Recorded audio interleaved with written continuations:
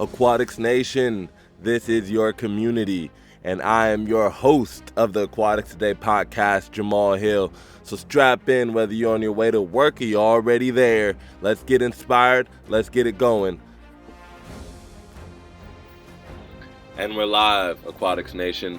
That's right, we are live. And today's show, we are talking about why. Why Aquatics Today? Why this platform? Why this podcast? Why try and build this community?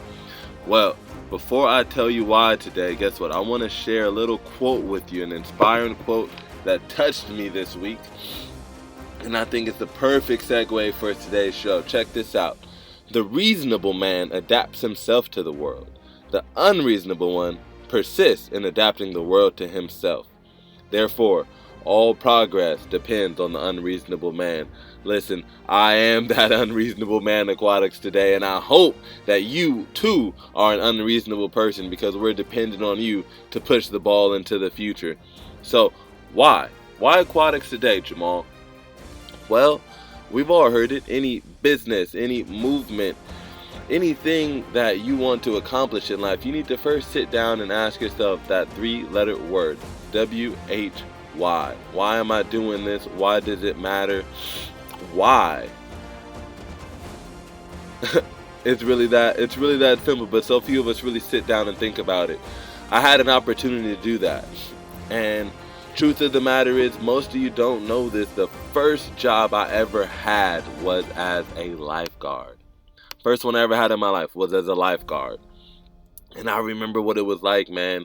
The thrill, I'm a hero now, and the saving, and oh my gosh, I got my first check, and the first person, I'm saving people. I'm young. It was all so much, dude. I was so excited. I was so thrilled, and I was a lifeguard for years and years, and ultimately the point came where I felt stagnant as a lifeguard.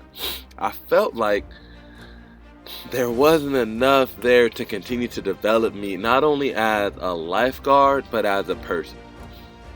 And ultimately, that's what led me, I think, to leaving that career and seeking that elsewhere, But I remember what that was like. I remember that initial excitement, the initial just kind of honor and pride and we started off so strong, right? We had our training. There was like this, almost 4 months training that went into it. Obviously, you had to be in shape. And then, we had these annual in-services and things were going great. But again, there came this point where I just stopped developing. I stopped developing my team development skills. I stopped developing my leadership skills as they applied to this space. I stopped developing kind of my communication skills. It wasn't built into the system.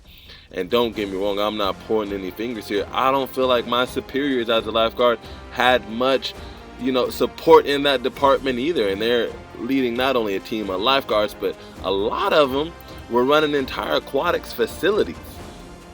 And I just remember thinking during that time how much I wish I had something that would have been a space for other lifeguards or other my aquatic professionals to come into community and to share the best practices, to try and figure out the better systems and really develop leadership amongst our ranks. Because ultimately, I felt like these lifeguards, these are the ones that were heading out into the world. And guess what?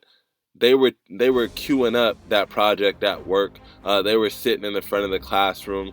They were the one to hold the door open or carry some groceries. These were servants. These are people who wanted to be the best. But again, we kind of found ourselves in this space where we were being limited. So that is why I'm bringing you Aquatics Today, because I'm invested, and I now know that we're going to build that community that wasn't there. And we will get the best practices, we will get that leadership development, and we will get those better systems for our lifeguards, for our pro swimmers, for whoever, Obviously, I ended up going more in the pro swimmer route, but dude, trust me, there was a time where I was thinking, what does Jamal Hill look like as, a facility manager in 5 years? And I think the thing that kept me from that was just a little bit stronger leadership and a stronger system in the department that I was participating in. So that's why Aquatics Today. That's why I'm doing this.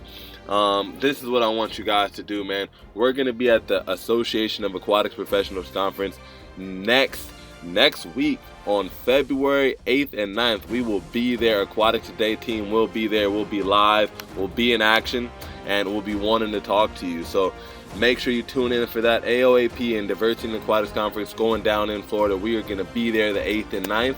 Other than that, make sure you subscribe and tune in for the next episode. Episode 2, we're talking about leading with innovation and how you get to think up new ideas in your agency and in your career in this space that are going to be better for everybody. We're going to lead with innovation. Tune in next episode. I'll see you guys soon.